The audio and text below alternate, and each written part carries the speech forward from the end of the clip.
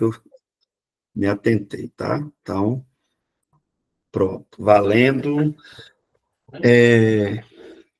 Gente, eu vou colocar um quadro aqui na tela, antes da gente continuar no que nós estávamos, né, falando. Inclusive, eu quero já pedir perdão a vocês, porque eu prometi na aula passada que eu gravaria a aula de sábado. Só, gente, que minha cabeça está assim, ó. Resultado, eu tinha compromisso na escola, novamente, né? Lembra, há 15 dias atrás eu tive como é que chama? Conselho de classe, né? Para ver como é que estava a situação dos alunos, a questão do conselho mesmo, né? E aí antes de ontem, no sábado, foi o plantão pedagógico, né? Que a gente recebe os pais dos alunos. E aqui é interessante, a cultura aqui na cidade é que esse plantão, os pais vêm mesmo, para eles é um evento. Eles vêm mesmo para a escola e aquela coisa. Então, quando eu saí da escola já era quase meio-dia, né? Desde 7h30 da manhã, 7 horas da manhã já tinha gente na fila para entrar na escola, só para você ter uma noção. Eu não sei se na sua cidade aí costuma ser assim, mas aqui, plantão pedagógico é um evento, né? A segunda mãe que eu atendi, eu fiquei meia hora com ela, e ela falou, conversou, falou, então, assim, é um negócio bem inusitado. Então, eu peço perdão, não consegui realmente, e aí eu também, assim, como eu não mandei no sábado, aí eu ia ter que gravar depois, e eu sei que ia dificultar também a vida de vocês, tá? Mas, assim, nesse quadro aqui, eu coloquei as 8 áreas da teologia sistemática, tá? Lembrando que eu já disse para vocês que, se você pegar as teologias sistemáticas, o livro, né, os livros, você vai perceber que cada autor costuma abordar de uma forma, ainda que, no geral, seja a mesma coisa, tá? Então, vai ter autor que vai destrinchar mais, dividir mais as áreas, certo? Como, por exemplo, a armatiologia, que foi um acréscimo que eu fiz na apostila, ela pode facilmente entrar aqui, ó, na antropologia, porque aqui a gente vai falar da queda do homem, tá? Então, o que é que eu quero que vocês entendam? Pastor, eu ainda não me situei com essa disciplina. Eu estou, assim, meio que sem entender. Vamos lá. Lembra que nós tivemos hermenêutica? Foi a terceira disciplina do curso, tá? A terceira disciplina do curso. Vocês estão me ouvindo? Parece que deu uma travada aqui. Vocês me ouvem bem? Pronto. Então, naquela terceira disciplina, nós aprendemos meios de interpretar textos bíblicos, ok? Então, e aí eu disse para vocês, eu falei, gente, o coração desse curso é hermenêutica e homilética. Lembra que eu falei isso? Hermenêutica e homilética, ou seja, hermenêutica te ensina a interpretar e homilética te ensina a pregar, tá? Então, o coração, o cerne, a parte principal seria essa. E aí eu lembro também que eu falei para vocês, o que vier a partir de agora é acréscimo para a gente melhorar a interpretação, tá? Então, assim, eu estou partindo do princípio, vocês já conhecem, deu errado aqui, tá, de vez em quando tá tendo, assim, uns negócios na tela, e eu fico com medo achando que tá caindo a conexão, mas vamos lá. Aí eu falei para vocês, ó, a partir de agora, o que vier é para facilitar a nossa interpretação. Então, por exemplo, geografia bíblica é uma disciplina que vai te ajudar, quando você estiver lá interpretando, você vai conseguir se identificar com as cidades, os lugares por onde Jesus passou, ter uma noção do espaço em que as pessoas habitavam. Isso vai nos ajudar a entender costumes, comportamentos, língua, tradições, tudo isso ajuda a gente na interpretação. História da igreja vai ajudar em quê? A você errar menos. Porque quando você olha para o passado e vê os erros do passado que a igreja cometeu, porque a igreja cometeu erros, a gente não tem que ter dificuldade com isso. Assim como a nossa igreja local, ela tem, e por isso que eu pedi para que vocês fizessem uma pesquisa, dê a opção de fazer a pesquisa da sua igreja local, porque toda igreja local tem seus perrengues, tem suas dificuldades, e por que que a gente acha que os irmãos do passado, eles eram perfeitos? Não eram. Então, Deus soberanamente preservou para si um povo, e sempre ele teve testemunho. Então, entender isso ajuda a gente na interpretação também da palavra, né? Ajuda a gente a ter mais temor na hora que vai ensinar, na hora que vai pregar, na hora que vai aconselhar, na hora que vai fazer um discipulado com alguém. Tudo isso nos ajuda, certo?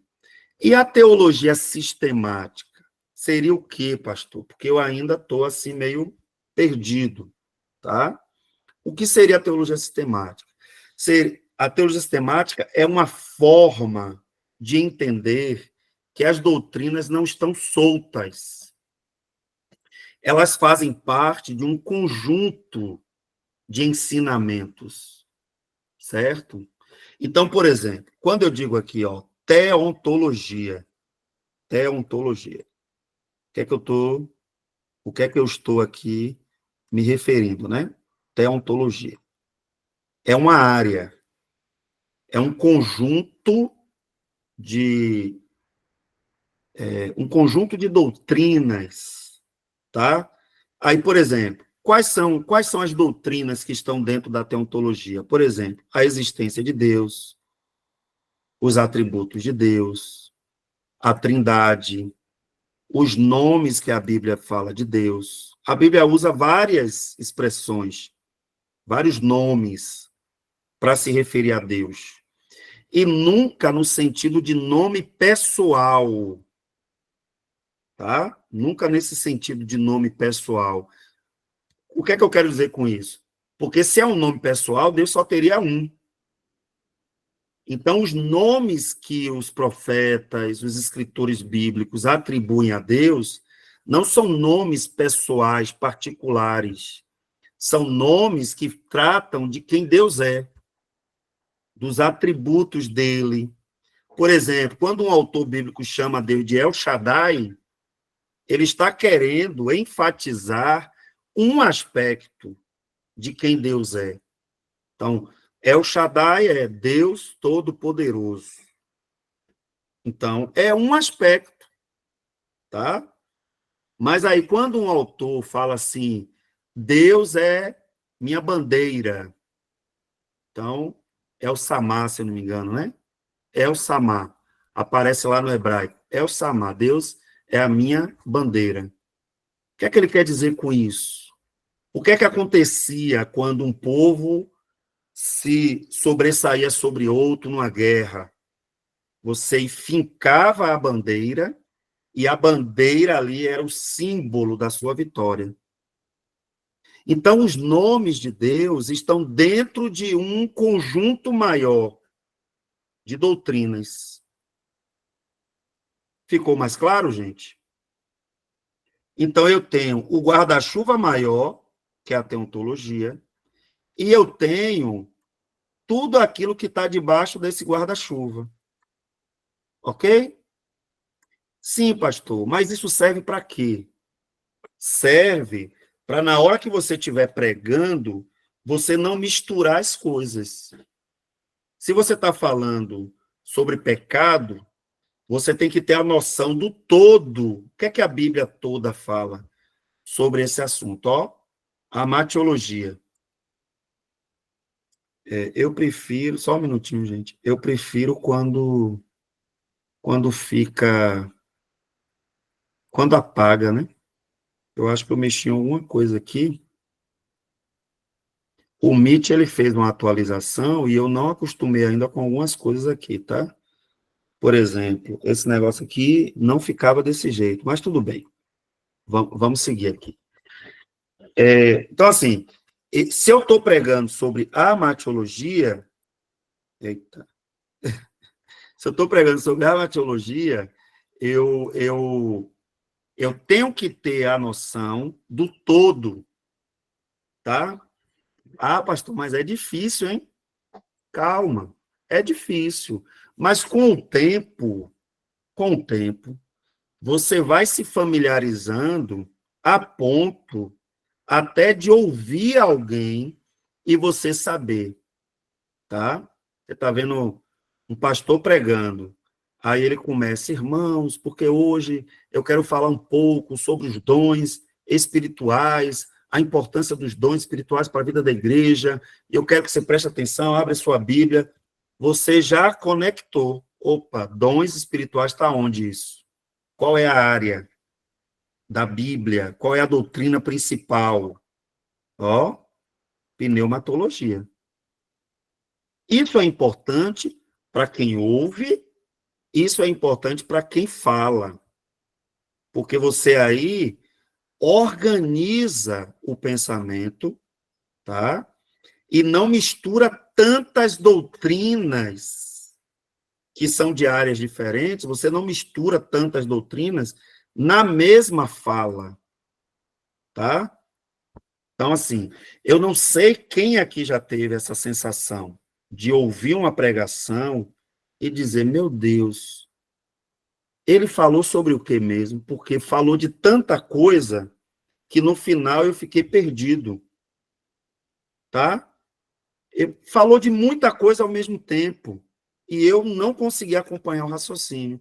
Então, isso é muito prejudicial para uma igreja local que precisa ser alimentada de forma sistemática, organizada, certo? É só você olhar, repare, quando é que Jesus deixou para falar da parte escatológica? Quando é que Jesus deixou para falar das coisas do fim? Ele começou já no início do ministério dele falando? Ou ele deixou praticamente a maioria dos sermões proféticos que estão registrados nos evangelhos, eles dizem respeito à última semana de Jesus. Ah, pastor, então quer dizer que Jesus tinha um cardápio, vamos usar essa expressão, porque a palavra é alimento, né? Jesus tinha um cardápio de alimento a ser dado para os discípulos, e ele organizou isso, sem dúvida. Então, a gente tem um conjunto de coisas que Jesus vai ensinando e falando, tá? E elas estão numa ordem muito interessante. Então, você tem que ter isso em mente. Ah, mas o pastor só me dá a oportunidade para pregar uma vez no ano, né? A cada 6 meses. Então, na hora, eu quero desabafar, eu quero falar de tudo mesmo, pastor. Eu estou com tanta coisa engasgada aqui que na próxima vez que eu for pregar, eu vou chutar o balde, eu vou falar das 8 áreas em 50 minutos, né? Aí não dá, gente, não dá, fica tudo muito desorganizado, as pessoas não conseguem entender o que é que está conduzindo ali a sua pregação, o seu ensino. Então, eu sempre recomendo, gente, fala de uma coisa só, do início ao fim, tá? E aí, na próxima oportunidade, você fala de outra coisa, na próxima você fala de outra coisa, na próxima você fala de outra coisa. Quem prega com mais frequência aqui, né, que está mais à frente, assim, da obra, congregação, aqui tem o caso de Wilson, por exemplo, que é dirigente de congregação. Tem mais alguém, além de Wilson? Não lembro se tem mais alguém aqui que dirige congregação, que normalmente é quem costuma estar pregando mais, né?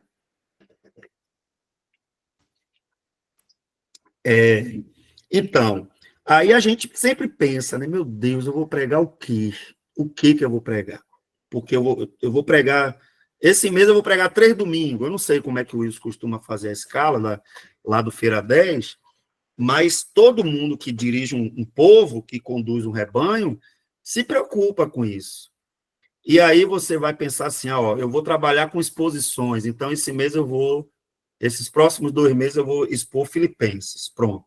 Então eu já sei o que é que eu vou pregar. Ah, pastor, mas aí, né, a gente tem que depender do Espírito Santo e tal. Gente, quem foi que inspirou Filipenses? Foi Paulo que inspirou Filipenses ou foi o Espírito Santo que inspirou Paulo a escrever Filipenses? Então, toda a Bíblia é inspirada, toda ela. Então, se eu marco uma agenda, um cardápio para alimentar as pessoas que Deus colocou sob meu comando, eu entendo que eu estou sendo direcionado por Deus. Agora tem um detalhe, o que é que eu faço? Aí é a minha prática, tá? Aí é a minha prática. Eu fiquei 13 anos à frente da mesma igreja, eu fiz a exposição eu não lembro o número exato, mas se eu não me engano foram 11 livros da Bíblia. 11. Eu preguei aleatoriamente em vários momentos, dia de sexta também, um culto de oração, eu pregava de forma aleatória, tá? Mas em alguns momentos, no domingo, por exemplo, eu chegava e dizia, irmãos, hoje eu não vou dar sequência à série, porque Deus colocou uma palavra específica no meu coração e eu quero compartilhar com os irmãos. Pronto, pronto. Mas eu já chegava na segunda-feira sabendo, ó, eu preguei Hebreus capítulo 1, do 1 ao 4. Foi o meu sermão de ontem. Foi o meu sermão de ontem. Hebreus 1, do 1 ao 4. Então, se eu fosse pregar domingo que vem, eu já sabia o que é que eu ia pregar. Então, na segunda, eu já começava a estudar e preparar e organizar o texto, porque eu já sabia qual era. Tá? Então, isso facilita. Porque quando a pessoa chega a segunda, né? É aquela folga, dá aquela relaxada, tal. Chega na terça, rapaz, eu vou pregar domingo, o que é que eu vou pregar? Aí chega na quarta, rapaz, Deus não me deu uma palavra ainda. Aí chega na quinta, Jesus de Nazaré, me dá uma palavra, meu Senhor, me ajuda. Aí chega na sexta, no sábado, o crente já está olhando até horóscopo para ver se tem alguma coisa. Quer dizer, olha as placas da cidade, vai assistir uma novela para ver se uma cena chama atenção. Meu Deus, me ajude, o que é que eu vou pregar? Então, isso é muito comum. As pessoas ficam perdidas sem saber o que vai pregar, sendo que a Bíblia diz o quê? Prega a palavra. Prega a palavra. Agora, se eu estou lendo, um exemplo, Hebreus 1, do 5 ao 9, aí lá nas minhas leituras, nas minhas orações da semana, Deus fala assim, ó, você não vai pregar isso. Deixa aí para mais para frente. Eu quero que você dê uma palavra sobre confissão. Me dá um texto, me dá um tema. Amém, Deus. A igreja é tua, o rebanho é teu, eis-me aqui. Então, eu entendo que essa prática ela faz mais sentido do que a gente ficar bestando, né? Eu não sei o que é que eu vou pregar. Eu vou pregar a palavra. Eu vou pregar a palavra. Eu vou alimentar o rebanho de Deus com a palavra dele, né? E outra, mesmo pregando de forma contínua, todo mundo aqui já deve ter tido essa experiência que no meio de um sermão, de alguma forma, Deus direciona de outro modo. Eu tive essa experiência diversas vezes em Conquista, porque lá tem uma congregação que o culto é mais cedo. Então, às vezes, eu ia pregar na congregação primeiro, depois eu corria para a sede para pregar na sede. O mesmo sermão, via de regra. Gente, mas a fluidez, as aplicações, a ênfase muda radicalmente no mesmo sermão, tá? Então, eu estou compartilhando essas experiências para vocês entenderem que quando a gente se dispõe a servir a Deus, seja na pregação ou no ensino, a gente precisa saber o que a gente está fazendo. A gente precisa saber. Então, por isso que a teologia sistemática está nas matérias, entre as matérias desse curso, certo? Para a gente ter a noção do todo. Agora, é óbvio, o tempo é curto, são poucas aulas, é muita coisa. Então, aqui é o quê? Aqui é o pontapé inicial. Para você pegar, a partir daqui, como você já sabe o caminho, você agora vai... Como é que você vai acrescentar camadas aqui? Lendo. Terminou o curso, nunca mais eu vou querer saber dessas apostilas, nunca mais eu vou querer saber de livro, já estou pronto. Não, não é assim. Mas aqui você está aprendendo o caminho. Olha, eu nunca tinha ouvido falar de armatiologia, agora eu já sei o que é. Se alguém estiver falando, eu já sei o que é. Doutrina do pecado, pronto. E eu tenho a noção do geral do que é a doutrina do pecado, certo? Então, aqui a gente tem, aqui nessa coluna, a gente tem o guarda-chuva principal, ó, que são as áreas. E nessa aqui, ó, nessa coluna, a gente tem as doutrinas. Dentro de cada área tem um conjunto de doutrinas, tá? Dentro de cada área. Então, a martiologia vai focar na queda, nas consequências do pecado, a natureza do pecado, a origem do pecado, tá? A antropologia, que a gente também já viu, vai falar da questão do homem como imagem de Deus. O homem, depois que cai, claro, né, vai ter essa imagem danificada, mas ele tem um propósito. Deus cria o homem com um propósito. Vai falar da queda também. Por isso que eu estou dizendo. São áreas, mas que acabam também se conectando. Tá? Por isso que eu falei que a martiologia pode ficar dentro de antropologia tranquilamente. Bibliologia eu não falei nada, por quê? Porque a gente teve uma disciplina só sobre isso, que foi a primeira. Inspiração, lembra? Que a gente estudou, cânon, formação do cânon, autoridade da escritura, suficiência da escritura, tudo isso a gente estudou lá naquela primeira disciplina.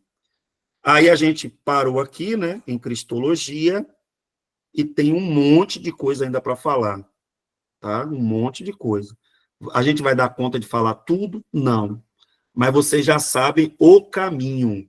Tem aqui esse quadro, que é só para vocês terem uma noção, tem a apostila, tem a possibilidade de adquirir livros, seja comprando, ou pedindo emprestado a alguém para ler por um tempo, ou, em último caso, recorrendo a algum PDF para você ter uma noção, entendeu? Então, assim, o curso está dando para vocês bagagem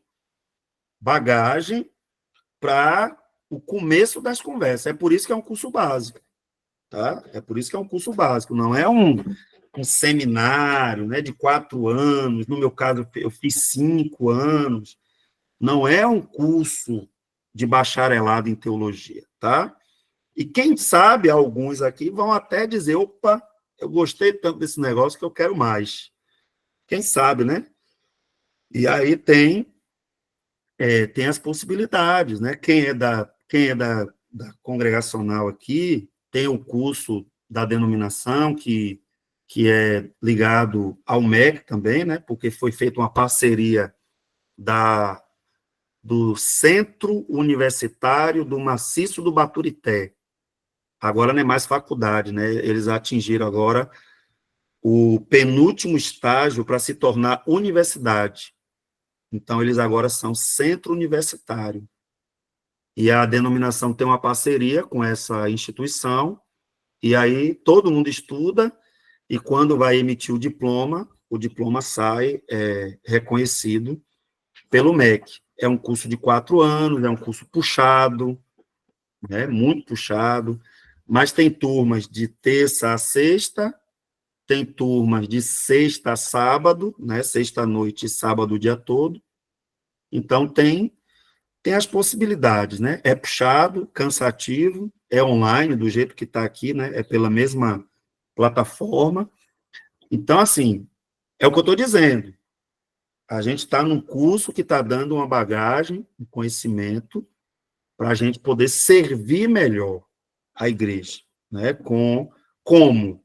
Se eu entendo melhor Deus e eu consigo explicar melhor quem Deus é, logo a gente vai ter mais fidelidade. Eu não vou nem usar a palavra aqui eficiência, eficácia, porque igreja não é isso, tá? Igreja é fidelidade. A Bíblia diz o quê? Que é necessário que cada dispenseiro se encontre fiel. A Bíblia não diz que, não, que se ache eficaz, eficiente. Pode olhar, Deus nunca cobrou de nenhum profeta eficiência. Pode olhar. Jeremias pregou numa época que só lapou nas costas dele, só perrengue, só pauleira. Ele não foi eficiente, eficaz, olhando para aquilo que o mundo diz, né? Mas ele foi fiel. Então, nós não fomos chamados para ser eficientes, tá? Eu tenho minhas crises interiores. Eu poderia ter ganho muitas almas para Jesus, né? Eu fiquei à frente da mesma igreja há 13 anos, a igreja poderia ter, né, crescido a ponto de tomar o quarteirão do bairro. Eu sou um sonhador, né? Eu gostaria muito de ser assim um arrebanhador de multidões e tal, entendeu? Ótimo, eu acho bonito um ministério que cresce com essa envergadura. Mas, na mesma hora que eu fico com crise quanto a isso, quanto aos números, eu também reflito e penso se eu fui fiel ao que Cristo me confiou. Então, eu fui fiel às ovelhas que ele me confiou. Das que ele me confiou, eu perdi alguma. Então, eu faço essa avaliação, né? E perdi por quê? Graças a Deus, das pessoas que saíram da igreja, a maioria delas foi por morte. Aí eu não tinha o que fazer, né? Perdemos alguns irmãos por falecimento.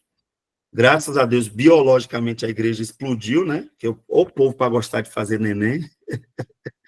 Então, em 13 anos, muitas crianças nasceram, mas é isso. A nossa posição tem que ser essa. Eu estou sendo fiel ao que Cristo me chamou, né? É isso que é mais importante. Então, vamos lá.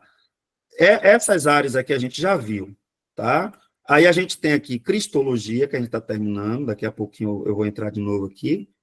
Pneumatologia, doutrina do Espírito Santo. Eclesiologia, doutrina da igreja.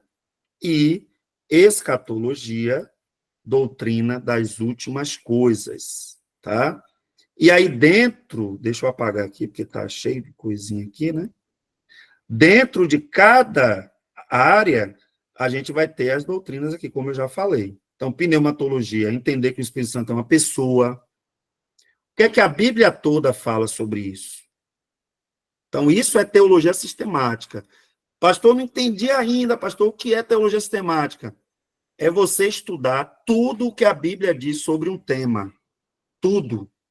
Você vai ler todos os versículos, entender todos os versículos, sabe? E ter a noção do todo. Ei, pastor, mas dá trabalho. Pelo menos uma vez na vida cristã você tem que fazer isso. Tá? Nem que você leve 2 anos lendo uma teologia sistemática.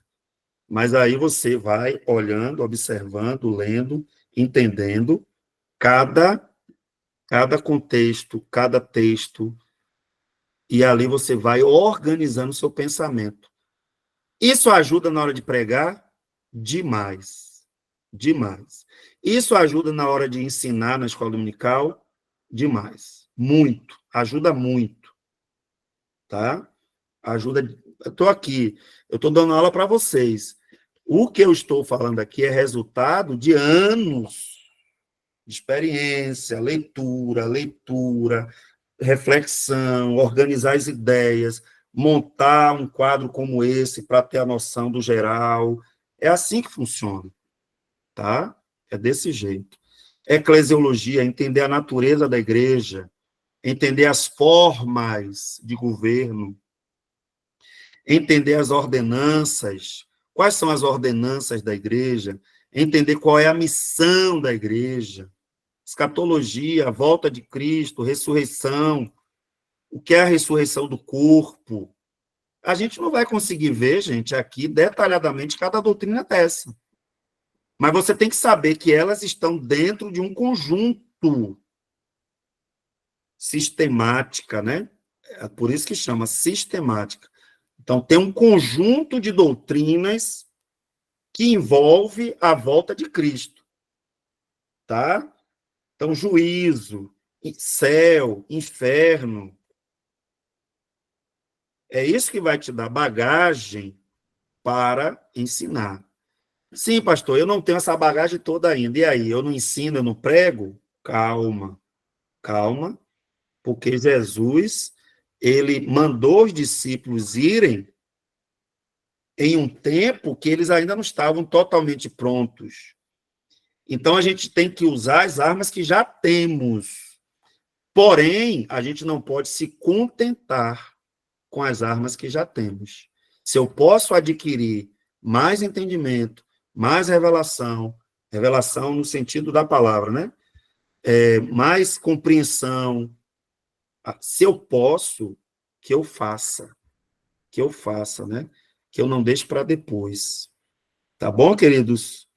Olhando para esse quadro aqui, gente, e mediante essa explicação que eu fiz, deu uma luz melhor? Como é que está isso aí no seu coração? Se alguém puder falar, principalmente aqueles que talvez ainda estavam assim meio, né? Meu Deus do céu, o que é isso? Que negócio difícil. Teve gente que falou, pastor, essa matéria é muito difícil. Aí eu falei, eu acho que sou eu que estou ensinando, né? Alguém? Vocês estão muito quietos. Misericórdia. Alguém, alguma alma? Estou sentindo que tem alguém querendo falar aí. E tu falou que sim. João, delimita o tema no que tange a teologia sistemática, dá mais direção para a mensagem e faz com que a absorção das informações sejam mais consistentes. Então, é isso, João. Essa é a intenção. É você sempre ter essa noção do todo, vai te ajudar nos pormenores. Vai te ajudar, tá? Então, é uma dica que eu dou quando você for pregar, você tentar entender, peraí, esses 4 versículos que eu vou ler para pregar, eles estão falando de quê? Qual é a doutrina maior dele? Certo? Eu lembro que quando eu tinha 1 ano e pouco na igreja, eu já estava pregando, eu preguei uma mensagem assim um pouco dura, né? E aí, na igreja batista que eu me converti, era uma pastora, uma senhora muito sisuda, assim, muito firme. Aí ela me chamou no final, falou, meu filho, você pregou uma mensagem muito doutrinária, deixa essa parte para a pastora, porque quando os irmãos ficarem chateados, fica chateado comigo, não fica com você. Aí eu pensei, claro que na hora eu não entendi, eu falei, como assim? Uma mensagem doutrinária, e tem como pregar sem ser doutrinariamente, né? Porque, em tese, tudo que a gente prega baseado na Bíblia é doutrina. Mas eu não tinha essa clareza. Mas eu fiquei na dúvida. Eu falei, como assim uma mensagem muito doutrinária? Porque se eu falar de céu e inferno, são 2 doutrinas. Né? Se eu falar que Cristo é o único caminho, é uma doutrina. Então, mas aí eu entendi, né, que era mais aquela coisa assim, de chamar atenção, de repreender. Mas desde que eu me converti, eu sou assim. Quem me conhece aqui, já me viu pregando, sabe. Minhas pregações não é de ficar batendo, eu não gosto disso. Estou batendo na igreja. Não. Mas a parte de exortação na minha fala é muito forte. no sentido de chamar. Por quê? Porque, não sei, mas desde que eu me converti, eu sou assim, certo? E hoje, no meu entendimento, eu entendo assim. Por que eu ainda permaneço desse jeito? Porque o povo, parte dos nossos irmãos, e eu, inclusive, passamos a semana meio que aleatório. Nossa cabeça está muito, sabe? E aí, você tem que, pelo menos uma vez na semana, você tem que ter uma puxada e dizer assim, vem para cá, vem para o caminho, acerta a sua vida. Então, eu entendo que a igreja precisa disso, precisa. Porque senão nossa cabeça viaja demais, né? Em algumas coisas, tá? Teve alguém que tinha levantado a mão ou foi comentário? Deixa eu ver aqui. Fátima falou que estava um pouco perdida, mas agora compreendeu mais. Pronto, irmã, que bom. Hilton falou também que clareou mais, né? Isabela também. Pronto, pronto. Porque às vezes é a forma, né? Por exemplo, eu começo a falar, e isso é um perigo para o pregador, hein? Você parte do princípio que está todo mundo te entendendo. Isso é um perigo. Você tem que partir do princípio, por exemplo, ontem eu preguei em cima de Hebreus 1 ao 4, né? Deixa eu tirar aqui. Eu vou botar até o esboço aqui, porque deve ter gente curiosa aí. Só para vocês terem uma noção que eu prego, o esboço que eu ensinei a vocês é o esboço que eu uso. Eu já falei isso para vocês, né? Aqui. Hebreus 1, do 1 ao 4, né? Eu tinha pregado há 15 dias atrás sobre quem é Jesus. Aí o pastor me deu a oportunidade de pregar ontem, então eu falei, opa, então eu vou dar meio que uma sequência. Aí, o meu tema aqui, que na verdade, lembra que eu falei que o tema pode se resumir a uma palavra só? Mas aí eu coloquei um tema que aqui seria como se fosse, não deu tempo de explicar isso para vocês, mas a gente chama isso aqui de tese, tá? Agora que eu queria que ficasse, não ficou. Tá apagando. Alguma coisa que eu já mexi aqui, mas tudo bem. Tema e tese se aproximam muito. Então, aqui seria o seguinte, ó, o que se espera de quem crê nas verdades sobre Jesus? Porque eu preguei antes quem é Jesus. Mas aí, o que é que se espera de quem crê nesse Jesus que a Bíblia revela? Aí eu preguei em cima de Hebreus 1, sermão expositivo, né? Hebreus 1, do 1 ao 4. E aí aqui eu vou construindo os argumentos, ó. Há 15 dias ouvimos uma pregação com o tema quem é Jesus, eu vou contextualizar, né? Como os irmãos já me conhecem, então não tem quebra-gelo, não tem nada disso, porque os irmãos já sabem quem eu sou. Hoje diremos que Cristo é superior e que isso deve orientar nossas vidas. Aí baseado em cima dos versículos do 1 ao 4. Aí aqui o primeiro tópico, Jesus é superior, então ouça e obedeça a sua palavra. A ideia aqui é o seguinte, viva a altura do Cristo superior, o título, né? Ele é superior mesmo? Ele é tudo o que ele disse sobre ele? Então, viva a altura disso. E aí, como é que eu vivo a altura disso? Aí, tem uns tópicos aqui, ó. Jesus é superior, então ouça e obedeça a sua palavra. O texto fala isso, que Deus falou antigamente, de muitas maneiras, mas agora ele fala através do Filho. Jesus é superior, então viva para refletir a sua glória. Ele não é o resplendor da glória? Então viva para refletir essa glória na vida das pessoas. Jesus é superior, então confie na sua obra redentora. Ele não é aquele que purificou o nosso pecado, você crê nisso, então viva confiando nisso, né? Jesus é superior, então sirva com confiança e ousadia. Ó, nele que sustenta todas as coisas pela palavra do seu poder. Observe que o sermão expositivo, eu não saio do texto hora nenhuma. Eu até cito outros textos, mas eu não saio do texto principal. Meus tópicos derivam do texto principal, ok? E aqui é o último tópico. Jesus é superior, então viva com os olhos na eternidade.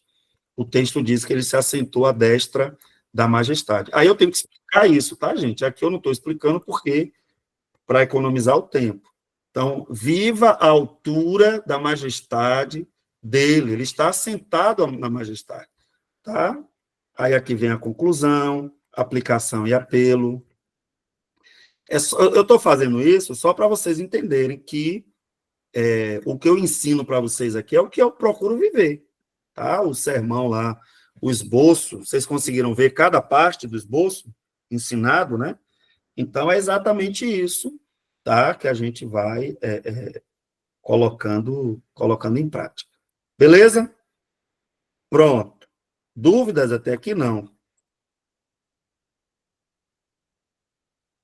Ninguém comentou nada, então vamos seguir. Gente, vamos fechar aqui Cristologia. João, pode falar, João. Eu gosto quando vocês falam.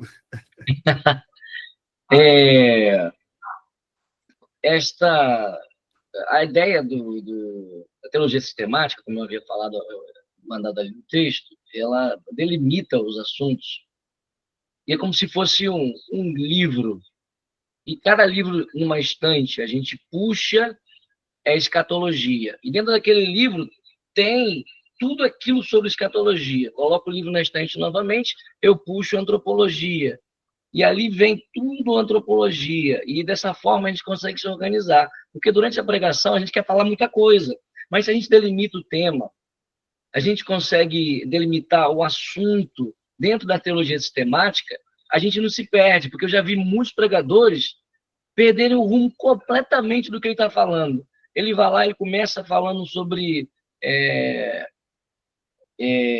sobre Deus. Aí daqui a pouco ele começa a falar sobre o fim dos tempos. Aí daqui a pouco ele entra com um outro assunto. Daqui a pouco ele dá exemplo da vida dele. Quando a gente se vê, ele já se perdeu totalmente. E aí, dessa forma, delimitando, organizando, puxando... Eu quero tratar sobre o que o senhor falou sobre Filipenses, eu vou falar sobre Filipenses. Então, eu vou estar tudo baseado naquela temática principal, dentro da teologia sistemática, naquele livro que eu pude puxar e tratar com ele. Isso para o pregador é muito importante, porque ou para o professor, né? Se ele não delimita e não se organiza, ele se perde, porque a gente, depois, com um certo tempo que a gente vem pregando, a gente não fica tão nervoso, a gente não fica preocupado, a gente já pega a manha, vamos dizer assim, mas a gente sempre sente aquele frio na espinha, aquela preocupação, e acaba que a gente se perde. Então, quando a gente delimita mais, a gente coloca um parênteses assim, né? Põe uma até onde eu posso ir, até onde eu não posso ultrapassar, dentro de um caminho, né? De uma estrada que eu escolhi, eu vou tratar dela, para poder ter um direcionamento da minha palavra e uma absorção melhor do conhecimento que eu estou falando. Uma pessoa que nem o senhor falou, sai de lá com a cabeça tão cheia, que ele não sabe nem o que foi falado. Aí ele vai buscar alguma coisa, algum versículo que foi solto assim, quem anota fica perdido, não sabe o que foi falado. Isso é muito perigoso, porque a gente acaba se perdendo. Então, essa delimitação, essa organização, esse direcionamento, sem muito bend, que eu chamo, sem muita fuga do tema principal ou da ideia principal, é imprescindível, né? É muito importante. Perfeito, perfeito. Eu acho que a sua fala, ela sintetiza bem o, o objetivo da teologia sistemática, ok? Então, é isso. Se alguém mais quiser falar, fica à vontade aí. Vamos seguir, gente. Ó, nós temos dentro da cristologia, que é a doutrina de Cristo, um subtópico que é chamado de estados de Cristo. Estados. Aqui não tem nada a ver com estado, Bahia, Sergipe, né, Rio de Janeiro, não tem nada a ver com isso. É estados no sentido de posições, formas em que ele se encontrou em determinados momentos. Aí a gente tem aquilo que é chamado de estado de humilhação, ok? Temos também estado de exaltação, tá? E Não, aqui já entra nos ofícios, tá? Tem um outro estado, gente, não tem não. Agora, a humilhação, exaltação. A impressão que eu tinha era que eram 3, tá? Mas se eu relembrar aqui, ou se alguém consultar aí rapidinho, mas assim, o que seria a humilhação? A gente tem alguns pontos, você vê, né? Cada ponto desse aqui seria uma doutrina, tá? Seria uma doutrina. Então, temos alguns pontos. Por exemplo, primeiro estado de humilhação, ele se fazer homem. A encarnação do verbo é a primeira parte do que seria chamado de estado de humilhação. Outra parte do estado de humilhação seria ele ser rejeitado, perseguido, acusado e odiado. Então, Cristo passou por esse processo. Terceira parte, a morte. A morte faz parte do seu estado de humilhação. Então, aqui a parte física, espiritual, suportou a ira de Deus em nosso lugar. Esse espiritual aqui, gente, calma lá, não tem nada a ver com como é que chama? Com condenação, nada disso, tá? Aqui é no sentido do que a morte dele tem relação direta com aquilo que nós cometemos, toda a humanidade cometeu, e que faz parte da morte espiritual que nós experimentaríamos, né? É nesse sentido, tá? O próprio sepultamento dele faz parte do seu estado de humilhação. Então, quando a Bíblia diz que ele se humilhou, né, de tal maneira que foi dado a ele depois um nome que está acima de todo nome, ele foi exaltado e tal. Mas quando fala dessa humilhação do Cristo, está aqui incluído que todas essas questões, tá? Essa última, não há um consenso. Essa última aqui, não há um consenso. Quando fala da descida ao Hades, tá? Então, quando fala, tem até uma encenação que fala que ele foi até o inferno, tomou as chaves da mão do diabo e tal. Acho que é Pedro, né, que fala também isso. Mas não há um consenso em que sentido? Como é que foi isso? O consenso da explicação. Como é que a gente explica isso? A ideia aqui, eu sempre, quando eu leio o texto que fala sobre isso, eu sempre entendo que tem relação direta com o triunfo. O triunfo. Ele expôs publicamente os inimigos. Não é isso que a Bíblia diz? Ele expôs publicamente os inimigos. Quando um grande vencedor de uma guerra, né, o general de uma tropa, chegava no seu país, na sua cidade, para declarar que venceu aquela batalha ou aquela guerra, ele trazia consigo ali uma série de pessoas acorrentadas, né? E ali elas eram expostas publicamente à vergonha da derrota. Então, por isso que eu estou dizendo que não há um consenso sobre essa coisa da descida ao Hades. Se é uma questão figurada, porque ali ele está dizendo, ele usou uma figura que era comum na época que a Bíblia foi escrita, essa figura fazia parte do imaginário coletivo dos romanos e dos gregos, tá? Então, por isso que foi usada essa figura, ou, de fato, ele foi lá, e aí a questão a gente não sabe explicar com qual finalidade, porque a ressurreição em si já é um triunfo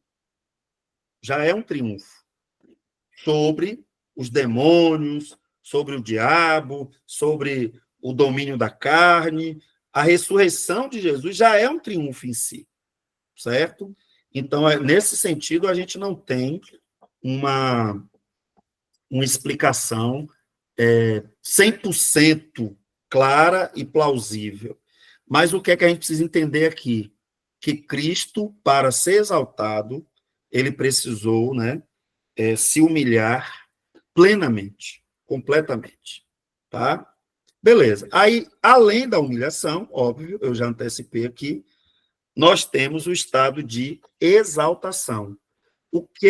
Qual é o conjunto de doutrinas que está dentro desse guarda-chuva aqui? Ó, o guarda-chuva maior é cristologia, o guarda-chuva menorzinho, estado de exaltação, e o guarda-chuva mirinzinho aqui, bem menor, seria essas doutrinas aqui, ó, tá? Então, o que é que está...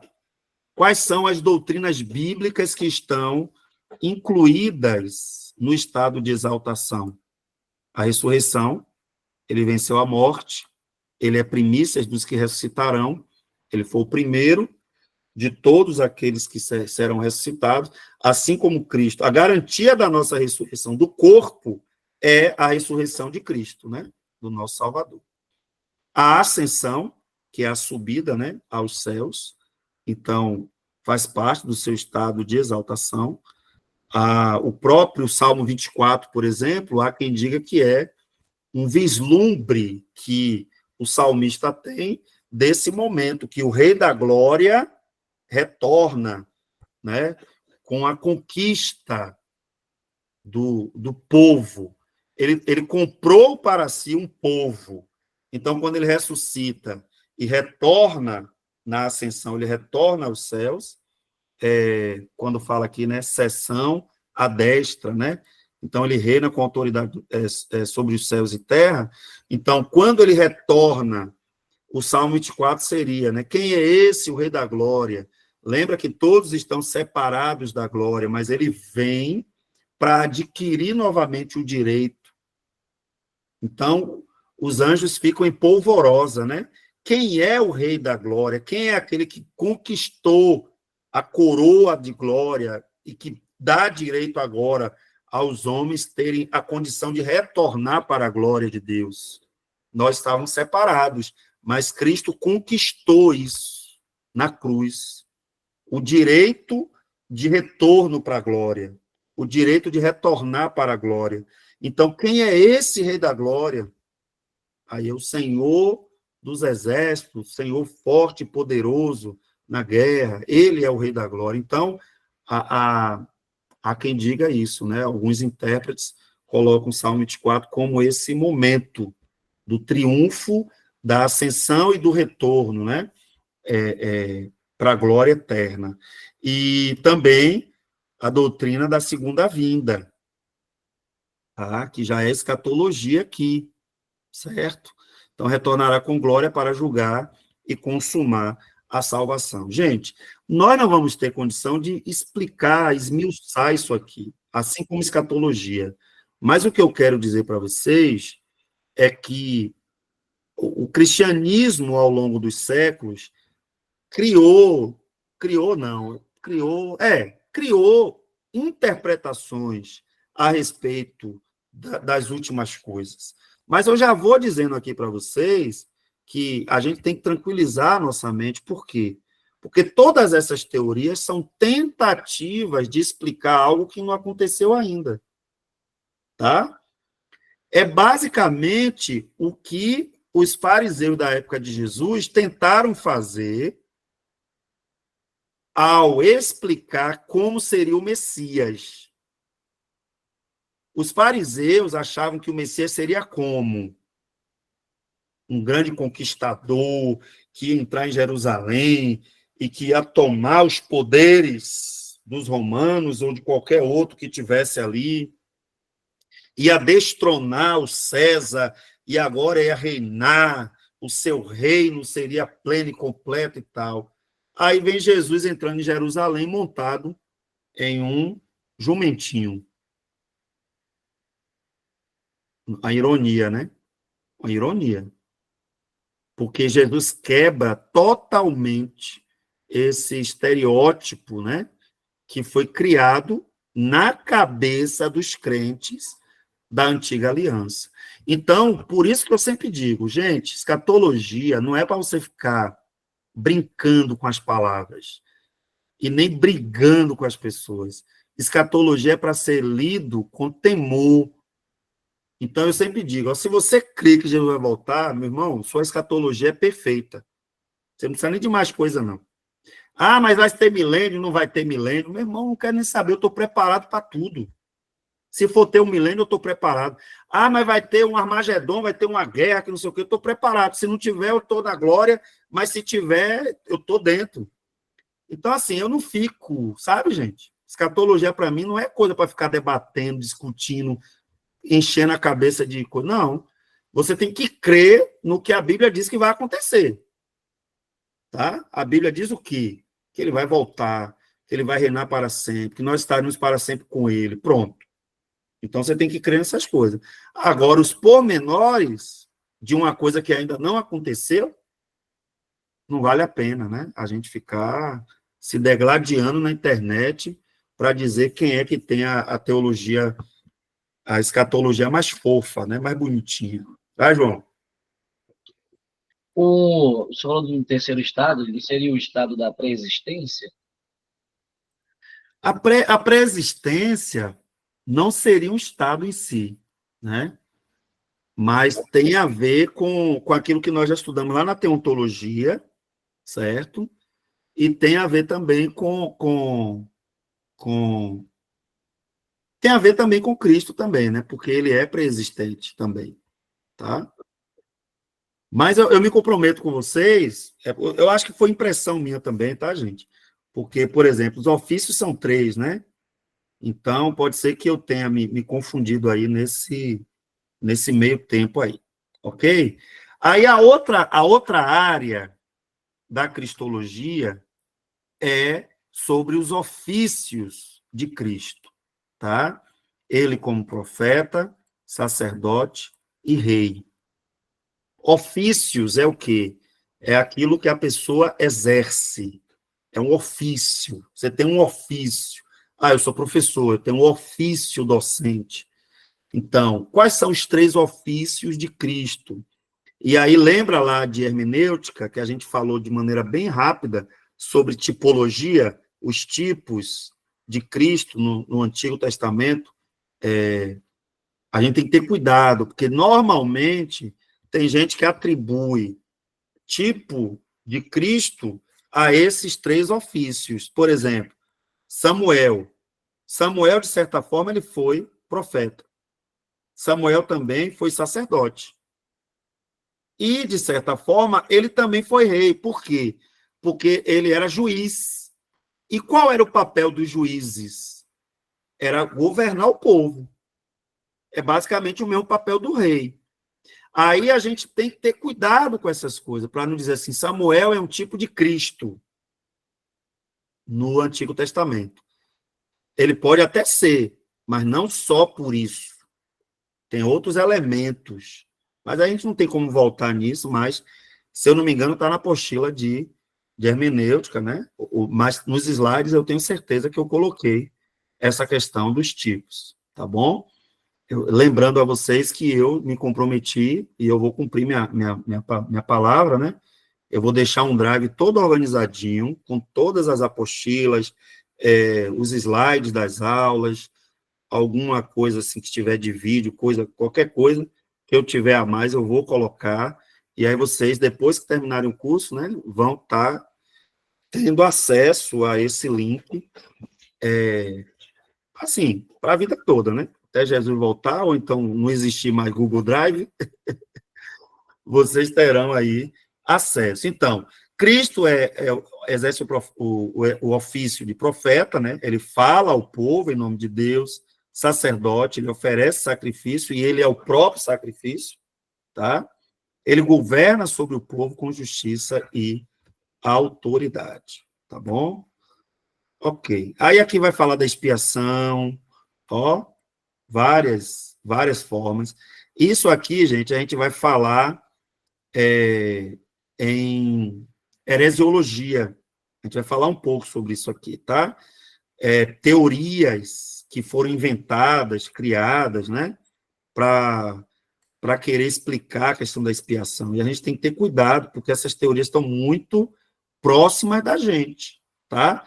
Por exemplo, essa teoria aqui, ó, parte do resgate do homem foi pago a Satanás. Vocês sabem quem é que ensina isso aqui no Brasil? Qual é a denominação que ensina isso? É uma denominação muito querida por muita gente aí, viu? Principalmente as músicas, né? O pessoal gosta muito. Adventista, pastor. Hã? Adventista. Exatamente. Quem foi que falou que eu não consegui identificar? Disley. Ô, irmã. Então, foi Disley, não foi? Disley. O Disley, exatamente. A igreja adventista, tem gente que acha que o problema da adventista é o sábado. Gente, eu costumo dizer que o sábado é uma coisa assim, se eles quiserem guardar o sábado, eu não tenho problema nenhum com isso, não. Nenhum.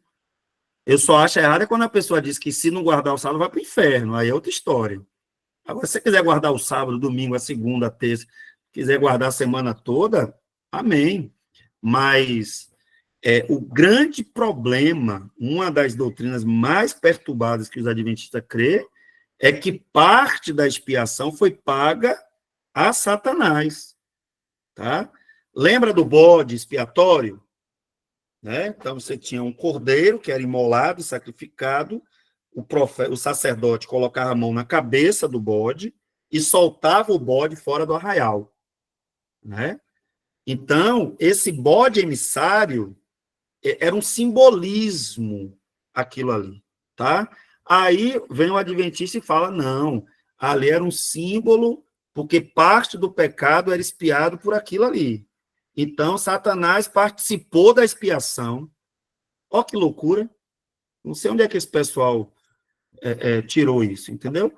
Então, parece bobagem, mas não é. Por isso que eu sempre digo, você não precisa conhecer a mentira, se aprofundar na mentira. Por quê? Porque se você se aprofundar na verdade, quando alguém vier com uma conversa atravessada dessa, você já diz logo, epa, epa, epa. Peraí. Não é isso que a Bíblia ensina. Tá? Cristo é o expiador dos nossos pecados e ele sozinho é suficiente. O sangue dele é suficiente para nos purificar de todo pecado. Então, a expiação é isso. É a capacidade que Cristo tem de expiar os nossos pecados. Ok? Agora, vai ter discussão sobre a abrangência, né? A maior discussão que tem é sobre a abrangência, certo? Mas aí a gente teria aqui que ter umas 3 horas para falar sobre isso, e ainda assim ia ficar ainda dúvida. Mas o que seria isso? Ó, vocês já ouviram falar que tem calvinista e arminiano, né? Então, Calvino e Armínio, eles discordaram da abrangência da expiação. Armínio, ele acreditava que a expiação era ilimitada. Ilimitada. Ou seja, Cristo, ele morreu para expiar o pecado de toda a humanidade. Já Calvino, e aí tem gente que interpreta errado isso, tá? Tem gente que interpreta errado. Já Calvino, ele vai dizer o seguinte, olha, se Cristo morreu para expiar o pecado de todo mundo, então todo mundo vai ser expiado. Por quê? Porque não tem um intento de Cristo que ele não leve a bom termo. Não tem uma decisão de Cristo que ele não consiga executar. Como é que ele morre para expiar todo mundo e no final vai ter gente que não vai ser expiado? Então aí Calvino balançou com isso e ele falou, opa, não. Só tem uma forma de explicar isso. A expiação, ela é limitada a quem? Aos eleitos. Então, a expiação só pode cumprir o seu propósito na vida dos eleitos. Então, aqueles que foram eleitos por Deus, a expiação vai ser consumada. E aqueles que não foram, não vai ser. Ah, pastor, mas isso é complexo, hein? Eu vou dizer para vocês, sejam bem-vindos. Sejam bem-vindos à teologia. É complexo, tá? Mas eu acho que os dois os dois, o que eles dizem faz sentido. É por isso que a gente tem tanta gente que segue Armínio, aqui no Brasil a maioria das igrejas são arminianistas, né? Acredita que a expiação ela foi para todos os homens. Porém, claro que a gente não diz que todo mundo vai ser salvo, que aí seria universalismo, né? É quando você diz, ó, o sangue de Jesus que foi derramado na cruz já expiou todo mundo e está todo mundo salvo. Tá? Eu não acredito que ninguém aqui crê nisso. E também não foi isso que Armínio ensinou. Ele vai dizer o seguinte, ó, a expiação, ela é para todos, mas só recebe o direito da expiação aqueles que crê no expiador. Entendeu? Lembra que Jesus disse, o Filho do Homem será levantado na terra e todo aquele que olhar para ele, não é isso? Será salvo. Então, a ideia seria essa, ele expiou a todos, mas só os que olharem para ele, só os que crerem no que ele fez, serão salvos. É isso que Armínio vai dizer, tá? Mas Calvino vem com outra ideia e diz, opa, não tem como não, meu irmão. Se você diz para mim que Cristo expiou a todos, então todos estão expiados, porque ele não faz uma coisa pela metade. Se a expiação é para todos, todos, no final das contas, serão expiados.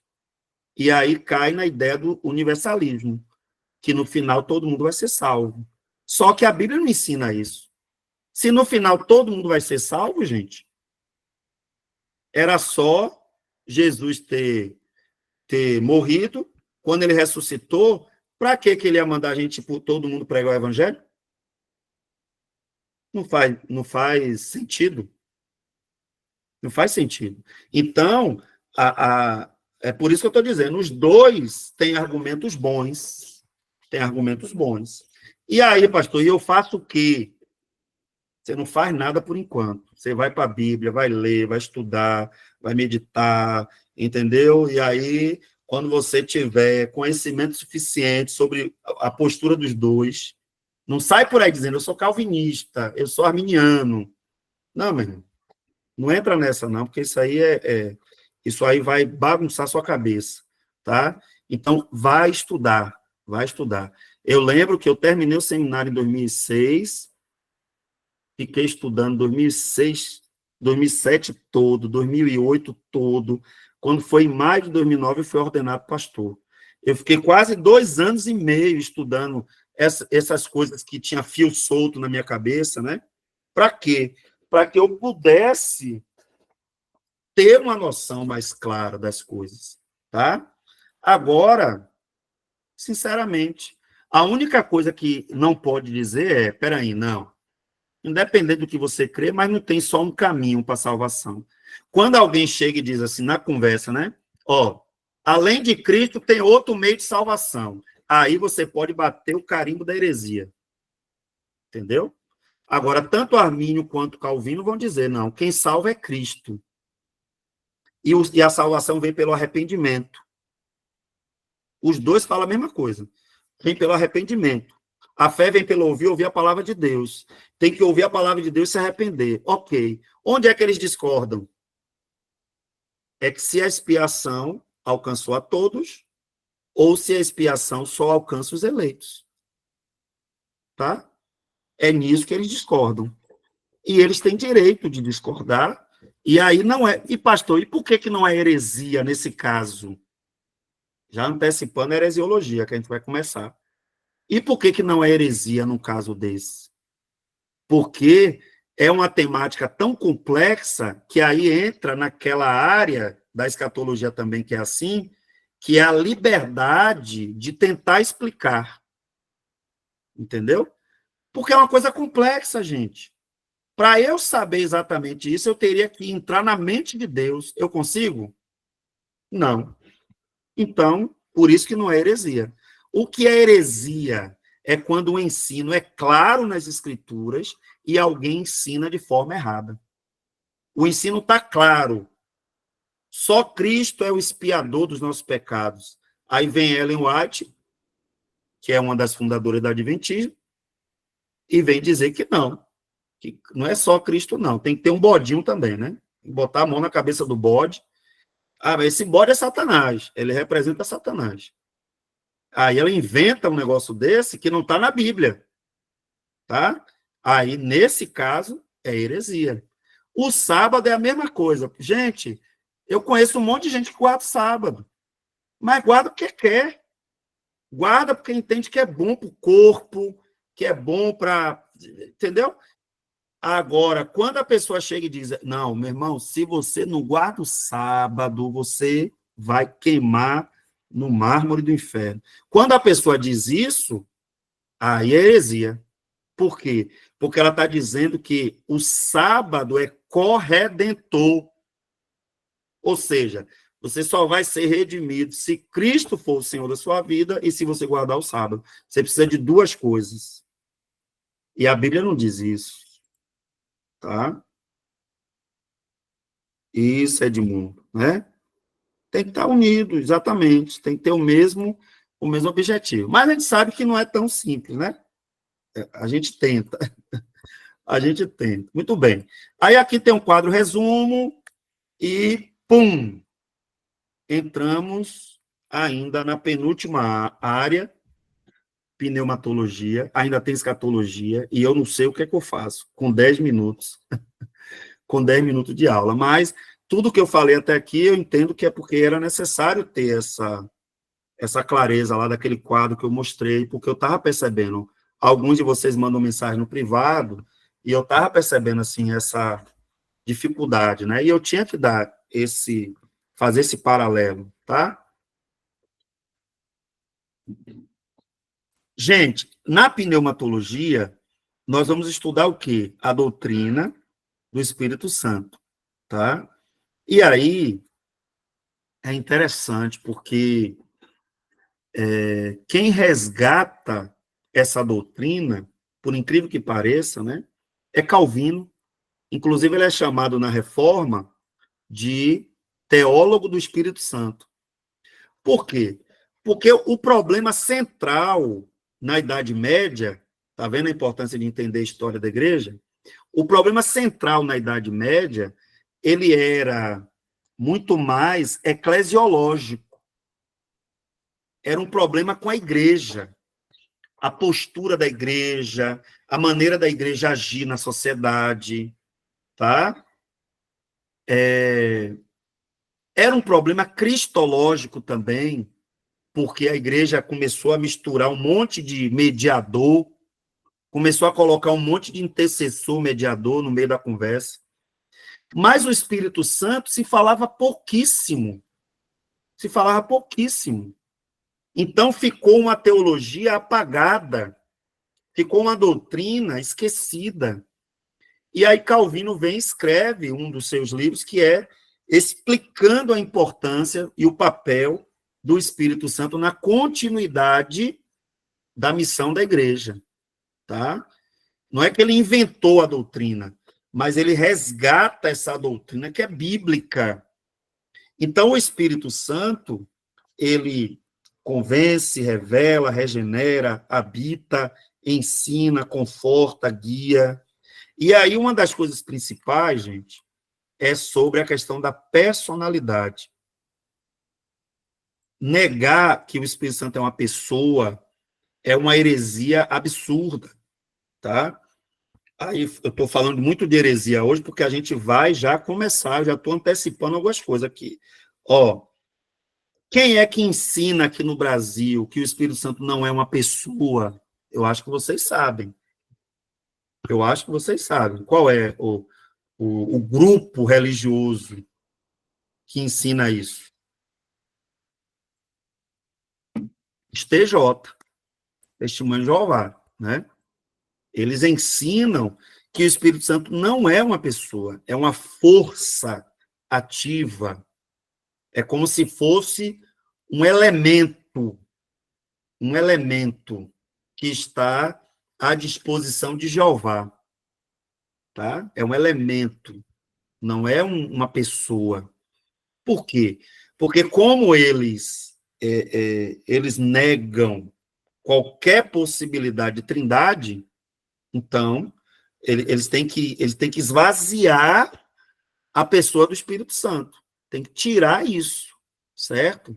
Só que quando a gente olha para a Bíblia, não para a tradução do Novo Mundo, que é uma tradução que eles fizeram, as Testemunhas de Jeová usa a tradução do Novo Mundo, que é infelizmente, né, é uma tradução toda contaminada pela convicção deles. Eles foram tirando um monte de versículo para poder ter uma Bíblia que se adequasse ao que eles creem. E isso é uma lástima, né? Infelizmente, isso é uma lástima. Então, quando a gente vai para a Bíblia, a gente vê que o Espírito Santo pensa, tem vontade, sente. Está aqui os textos, ó.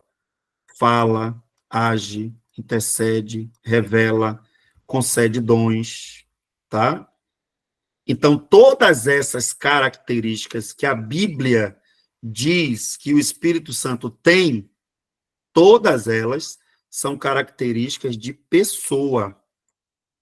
Então, negar a personalidade, a pessoalidade do Espírito Santo é uma heresia muito preocupante, tá?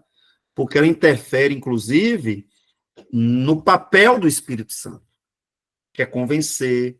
Se ele não é uma pessoa, como é que ele vai convencer alguém? Convencer do pecado, da justiça, do juízo, tá? Então, o Espírito Santo é também colocado como consolador, ele tem um relacionamento pessoal com a gente, ele nos conforta, ele é tão divino quanto o Pai, aqui o Pai, o Filho e o Espírito, dentro daquela perspectiva que a gente já viu lá na teontologia, que é a Trindade, tá? Ah, mas ele não é só uma pessoa, né, pastor? Ele é Deus, sim. E a Bíblia fala sobre isso fartamente, ó, vários textos aqui, tá? Em que o Espírito Santo assume características que só Deus tem. Então, ele é apresentado como Espírito eterno, em Hebreus 9. Ele é apresentado como alguém que é onisciente, sabe de tudo, só Deus sabe de tudo. Ele é apresentado como onipresente, porque o salmista diz, para onde me ausentarei do teu espírito? Ele é apresentado como criador, tá? Ele pairava sobre a face das águas no ato criativo da Trindade. O Espírito Santo está pairando. E ali a ideia é como se ele fosse o modelador de tudo que estava sendo feito, tá? Então, ele é tido como vivificador e justificador. Quem é que pode dar vida dentro da alma do homem? Só Deus. Só Deus. Então, por isso que a gente crê também que ele não é só uma pessoa, mas ele é Deus. Deus. O nosso Deus, Espírito Santo. Tem gente que tem medinho na hora que está orando de chamar o Espírito Santo de Deus. Não, meu irmão, é o que a sua Bíblia diz. É o que a sua Bíblia diz. Ele é Deus, tá? Ele opera obras exclusivas de Deus. Obras exclusivas. Como inspirar, né, a palavra, ressuscitar mortos, convence do pecado, guia. A própria fórmula batismal, eu te batizo em nome do Pai, do Filho, do Espírito Santo. Por que a gente invoca isso na hora de batizar alguém? Porque nós cremos no Deus triuno. Um Deus triuno. Então, o Espírito Santo está ali o tempo todo presente, agindo e operando. Aí a gente vê todas as questões que a Bíblia fala, no Antigo Testamento, na criação ele está presente, ele dava habilidades especiais lembra lá no... Gente, para mim, uma das coisas mais lindas da Bíblia é esse capítulo 31 de Êxodo, quando ele capacita os homens a construir coisas, sabe? Quem dera que nós dependêssemos mais do Espírito Santo, pedíssemos mais ajuda, orientação, direção, para a gente fazer as coisas, né? Ele habilita, ele capacita, ele está o tempo todo, justamente porque ele é onipresente. Ele ungiu os profetas, reis, e o próprio Deus fazia isso, né? Ele é Deus. Não habitava permanentemente nos crentes, na antiga aliança, o Espírito Santo não habitava, não residia, Ele não era residente, ele vinha, manifestava as operações e saía, né, do profeta. É interessante que em um determinado momento o profeta Jeremias, né, é Jeremias ou Ezequiel, eu sempre confundo, que fica no rio Quebar, com a boca aberta, esperando que o Espírito Santo viesse para ele poder sair dali e profetizar. Então, ele não podia profetizar, porque o Espírito Santo não estava dentro dele. Ele tinha que esperar o Espírito Santo vir. Isso é na Antiga Aliança. No Novo Testamento, nos Evangelhos, a gente já vai ver, né, que ele concebeu Jesus no ventre de Maria, encheu Jesus no batismo, guiou Jesus no deserto, ajudou Jesus a realizar milagres, ajudou a oferecer-se na cruz, ressuscitou dos mortos, que a Bíblia fala que ele é o Espírito de ressurreição. Quem é que pode dar a vida senão Deus? Ó quantos textos! Aí vem um TJ com a Bíblia dele toda mutilada, querer me dizer que o Espírito Santo não é uma pessoa. Não é? E o pior, um bocado de crente que está na igreja já não sei quanto tempo, fica lá ouvindo e ainda diz assim, eu fiquei assim meio em dúvida, pelo amor de Deus, né? É falta mesmo de falta de entendimento, gente, tá? Em Atos e nas epístolas, ele desceu sobre a igreja no Pentecostes, ele habita nos crentes, ele dá dons, tudo com versículos bíblicos, tá? Que podem ser lidos depois, porque, infelizmente, o relógio não é crente, né? Outra coisa interessantíssima, né? A Bíblia fala que o Espírito Santo, ele sela os crentes. E esse selo representa o quê? Primeiro, propriedade. Segundo, segurança. Terceiro, garantia. O selo é a garantia, tá? Quando o Efésios 1:13 aqui diz que o Espírito foi dado como um penhor da esperança, o que é isso? É a garantia de que a nossa esperança será levada até o fim, tá? É outra coisa que tem polêmica, né? Tem aqueles que acreditam na perseverança dos santos. Ou seja, se alguém se converteu de verdade, tem o Espírito Santo, ele vai perseverar até o fim. Ele vai. Já tem aqueles que não, que acreditam que esse selo aí não é garantia de nada. Mas aí a gente vai ter problema. Porque a Bíblia diz que é uma garantia.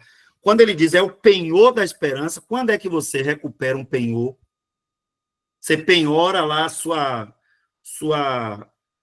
joia na Caixa Econômica Federal. Quando você volta lá e paga o dinheiro que você pegou, você toma de volta a garantia que você deixou. Então, o selo do Espírito Santo é a garantia. É a garantia. Ah, mas isso não entra muito na minha cabeça, meu irmão, você que lute. Você que lute com a sua dúvida. Mas a Bíblia deixa claro, é o penhor. Ele deixou um penhor, que é o Espírito. O penhor é a garantia, você é meu. Acabou. E quem é de Deus, o maligno não toca. Tá? Ah, mas eu tenho dúvida, pastor, sobre isso, porque é tanta gente que se desvia. É, realmente. Judas era discípulo de Jesus, se desviou. E Jesus explicou por que ele se desviou. Se desviou por quê? Jesus explicou. Já era o filho da perdição. Porque se a Bíblia diz que o Espírito Santo é dado como penhor, como garantia, eu tenho que crer nisso. Ah, mas e com fulano lá? O cara era uma bênção na igreja, soltava até fogo pelas ventas. Misericórdia, era um dragão, né? Mas a gente disse que era uma bênção. Aí, o fulano lá se desviou, pastor. E aí, como é que explica isso? Sim, meu irmão. João explica isso. Eram dos nossos, estavam entre nós, mas não pertencia. Saiu do nosso meio, por quê? Porque não era. Então, assim, a Bíblia fala tudo isso, mas a gente não lê com atenção, a gente não ora, a gente não entende, a gente fica atropelando as leituras, mas a Bíblia fala sobre tudo isso. E aí eu tenho que acreditar no que a Bíblia diz, né? Que existe uma segurança, existe uma segurança. Ah, então quer dizer que a pessoa aceitou Jesus aqui, pode viver do jeito que quiser, e que ela está salva, eu não disse isso. Se alguém de fato nasceu de novo, esse alguém vai parecer com Cristo. O Espírito vai habitar essa pessoa, ela vai ter fruto de quem de fato nasceu de novo. Certo? Não existe isso. Quer dizer então que a pessoa está na igreja só porque aceitou Jesus, mas vive a vida de horror, né? Vive do jeito que o diabo gosta e vai para o céu. Não existe isso mesmo, não. Concordo com você. Só vai para o céu aqueles que entregaram sua vida a Cristo e que andaram de acordo com as orientações desse Cristo. Tá? Então, porque não tem lógica. Como é que eu digo que eu sou filho de Deus, mas eu não tenho prazer nenhum no que meu pai manda eu fazer? Não faz sentido. Não tem. A conta não fecha. Exatamente, Solange. Essas coisas estão na Bíblia, mas a gente lê. Jesus mesmo disse, naquele dia muitos dirão, Senhor, em teu nome eu expulsei demônios, Senhor, em teu nome eu ressuscitei mortos, Senhor.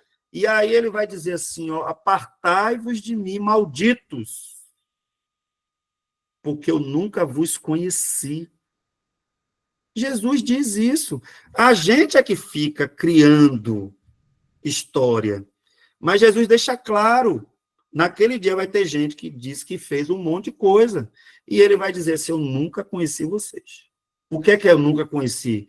Não é que ele não sabia da existência daquela pessoa, que ele sabe de tudo. Quando ele diz, eu nunca vos conheci, é o quê? Eu nunca tive intimidade com você. Conhecer ali é a palavra intimidade mesmo. É aquela palavrinha que o marido e a mulher, quando se conhece, é intimidade. Eu sei quem você conversava comigo todos os dias, você ouvia a minha palavra todos os dias, meditando, para querer saber as minhas vontades, você andava comigo, por onde você passava, você estava preocupado com aquilo que estava no meu coração. Você, sabe? Gente, a Bíblia fala. É só ler com um pouquinho de atenção. Então, o Espírito Santo, ele sela, ele garante a obra, né? Aí aqui tem as condições para ser cheio do Espírito Santo, o fruto do Espírito Santo. Gente, quanta coisa boa, né? Quanta coisa boa aí que vocês podem. Agora tem que estudar, né? Não adianta ter uma apostila dessa, guardar no computador, no celular, ou então nem saber onde é que botou. Meu Deus, o pastor mandou, eu botei aonde mesmo? Entendeu? Não adianta imprimir e botar debaixo sei lá, botar debaixo da panela que está quente na mesa, né? Meu Deus, será que alguém faz isso? Não adianta, tem que ler, ir para a Bíblia, estudar, orar, pedir discernimento. Deus me dá discernimento, porque é muita coisa. É isso que tem que ser, né? Feito. Aí aqui fala dos dons, característica dos dons, o resumo. E aqui entra na eclesiologia. Eu falei que faltava uma, mas falta duas. Falta eclesiologia e falta escatologia. Minha gente, o que é que eu faço? Eu vou ter que criar mais uma aula. Eu vou ver o que é que eu vou fazer, tá? Porque eu queria dar pelo menos, principalmente escatologia, né? Uma pincelada boa aí na escatologia. Pietra tá no soninho. Quando bate o sono, ela dá um choro desesperado. Então, minha gente, e eu vou liberar vocês, tá? E eu vou dar meus pulos aqui, ver o que é que eu faço, para a gente poder concluir eclesiologia. E eu não queria fechar o curso sem falar, né, da escatologia, tá? Dúvidas, comentários, certezas? Gente, eu criei o formulário já, expliquei lá no grupo, mandei a tabelinha, eu já fiz o que eu pude, tá? Aí agora é com vocês. É escolher uma área, elaborar um sermão ou um estudo, tá? Sermão, vocês já sabem como é que faz, tem aquela estruturazinha que eu já ensinei, e o estudo é mais livre, é de acordo com o que você vai querer. Imagina que você vai dar uma aula para os seus alunos na escola dominical. sobre pneumatologia. Pronto. Então, o assunto já está na apostila. É só pegar aquilo ali e organizar. Como é que eu explicaria isso aqui para os alunos? Aí você vai colocar os tópicos e explicar como se estivesse ali dando a aula, ok? Ah, pastor, eu tenho dificuldade de escrever. Será que o senhor não podia aceitar em forma de vídeo, em forma de áudio? Eu não pensei nisso, mas se for o caso, eu não me oponho, não. Ó, pastor, eu quero mandar em forma de áudio para o senhor. O senhor aceita? Pode. Explica direitinho lá como é que você explicaria para os alunos. Claro que não precisa mandar um áudio de 50 minutos, né? Pelo amor de Deus. Só explicando, no geral, como você explicaria aquele conteúdo ali para um grupo de irmãos, para um discípulo, uma pessoa que está entrando na igreja agora, ela quer saber, né, o que é escatologia, que é isso, sobre a volta de Jesus. Aí escolhe um tópico, faz o estudo direitinho e manda. Tá bom? Sem crise. Sem crise. Pronto. Ninguém falou mais nada, ninguém perguntou nada, então é sinal que está todo mundo na paz do Senhor. Outra coisa, gente, eu consegui hoje fechar com o professor que vai dar uma disciplina para vocês, que é português, como vocês sabem, né? Tem uma disciplina lá naquela grade lá de matérias, ele vai dar uma disciplina de português para pregadores, não é isso? O nome da disciplina é esse, né? Deixa eu ver aqui, calma aí. Rapidinho que eu libero vocês. Para oradores. Para oradores, isso. Português para oradores. Porém, gente, essa disciplina, ela vai ter só 2 aulas, ok? Que é o que está, se eu não me engano, deixa eu só confirmar aqui. Só tem uma aqui. Na programação? Sério? Isso, dia 13/10. Eita. Então, mas não tem problema, eu já fechei com ele 13 e 20, tá? Ele já está tudo certinho. Ele disse que vai me mandar um material.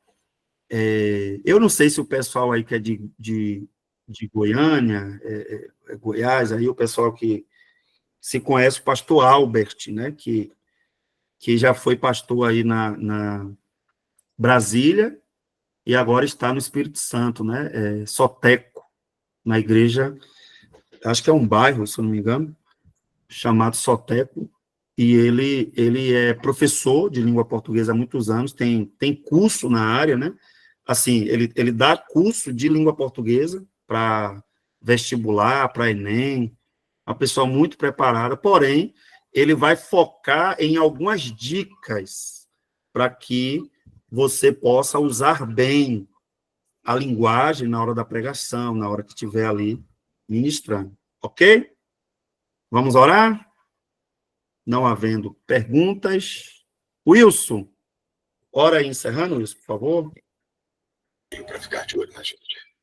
Amém, pastor. Vamos orar, amados.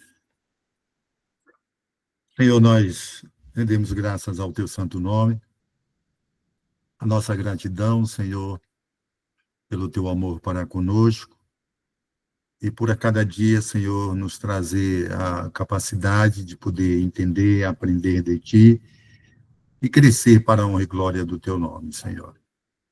Nós queremos te louvar, Senhor, sim, pela vida do teu servo, pastor, que tem aí, ó Deus, se esmerado, ó Pai, para nos ensinar, para nos apresentar aquilo onde, assim, ó Deus, contribua para que possamos melhor levar a tua palavra, Senhor.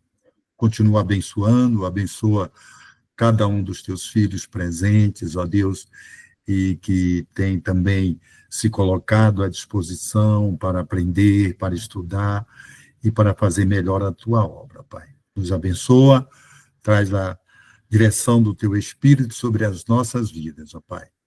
Nós te agradecemos, oramos a ti em nome de Jesus, ó Deus. Amém. Amém. Amém. Queridos, Boa semana, que seja uma semana de bênção, tá? E qualquer coisa, vamos... Gente, oh meu Deus do céu, eu esqueci do sorteio, ninguém me lembrou? Ninguém me lembrou, gente, do sorteio, o que é que eu faço? Vamos fazer o seguinte, vocês se incomodam na gente deixar para a semana que vem? É porque eu não organizei aqui os nomes, tudo direitinho, tá? Amém, pastor, sem Pode problema. ser? Pronto, eu me esqueci completamente, perdão. Mas aí pronto, semana que vem, alguém me lembra logo, não deixa terminar a aula não, tá? Será minha vez de ganhar, né? Pronto, Gis, pronto. Um abraço, gente, boa semana. Boa noite. Boa noite.